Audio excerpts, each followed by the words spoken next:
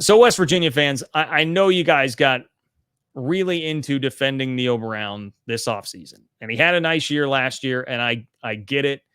I give you guys a ton of credit for just being good fans. You stood up for the guy at like every turn when he was out there complaining about the offensive lineman and Garrett Green not being on the ESPN top 100 list, when he was out there taking shots from people saying, oh, it was just schedule driven last year.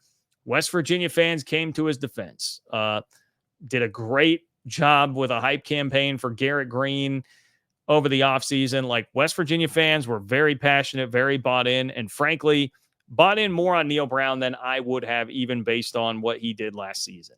And so that is why I feel very badly for you based on how the year has actually played out. Because Neil Brown has definitely not earned your trust. I saw a lot of the discussion on Saturday being focused around, is Neil Brown done? Some of it seemed to already be turning toward, like, who are the candidates? And I know, the obvious ones like Jimbo, Nick Saban, because of their connections to the program are some of the names that get tossed out there. I even heard like Andy Kotelnick he brought up, which I thought was a very intriguing name at West Virginia. I don't see how Neil Brown realistically survives the rest of the season. That doesn't mean he's done already. Doesn't mean he's done now. Their Big 12 schedule is very hard. If he were to run through that unbeaten or 7-1, or rather 8-1, like that could definitely keep his job. That'd be a hell of an accomplishment. It's still possible. It still technically is possible. It's out there. And if the team does wind up becoming the version of it that West Virginia fans thought was there in the offseason, he could go do it. He could save his job, but it's going to take a ton, I think, to just earn back the trust of West Virginia fans after all that. Because like I said, there was a lot of pushback on Neil Brown, not even from people like me, but opposing fan bases and whatever.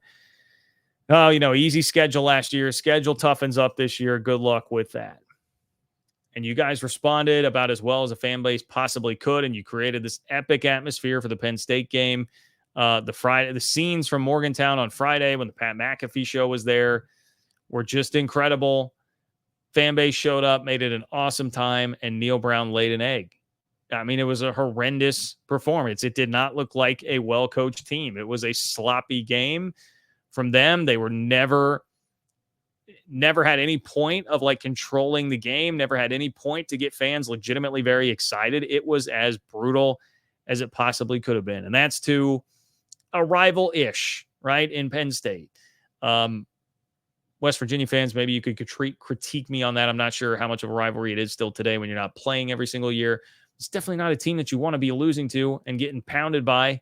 And that's what happened in your own stadium. And so then to back that up by going out there in a game against Pitt, not only is it Pitt, but it's a game where with 4 minutes left, the ESPN win probability lists a 90% probability, 97% rather, probability that West Virginia is going to win that game. You've got a 97% win probability, and you find a way to blow it to Pitt, the second time in 3 years that you've had a 90-plus win probability, 90+% win probability at one point in the game against Pitt and lost. That's unforgivable. That's a pretty unforgivable offense from Neil Brown there, man. You just can't do that, backing up all the context that surrounded almost getting fired. You do get kind of a gift of a schedule last year. The fan base rises around you, shields you, protects you, defends you, and you reward them with this. It's pretty bad. That's pretty bad. It is also the fourth time in the Neil Brown era that West Virginia has lost a game where they have had a 90% plus win probability at one point in the game. So it has been something that's consistently happened, and it's hard not to say that that reflects pretty poorly on the coaching that is going on there. I don't know. I will be honest.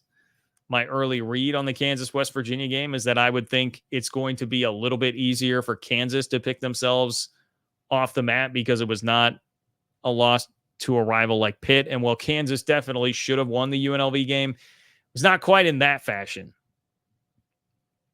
Not quite in that fashion, I would say, as the way that it happened with West Virginia and Pitt. So my prediction would be that West Virginia is going to lose on Saturday, and then if that happens, the season comes completely unhinged. Doesn't mean that it's going to. Doesn't mean that it's going to. Neil Brown could win the game. He could turn it around. He could have him in contention in Big 12 play, and all of this conversation will look a little bit silly and a little bit moot by the end of the year. But, man, I don't know. I know fans are brutal all the time, but it's never a good sign when your defensive coordinator is having to, like, deactivate his social media account, his Twitter account, I believe it was. Not a good sign when that's happening, and it's only week 3. Only week 3. So I feel for you, West Virginia fans. I definitely do.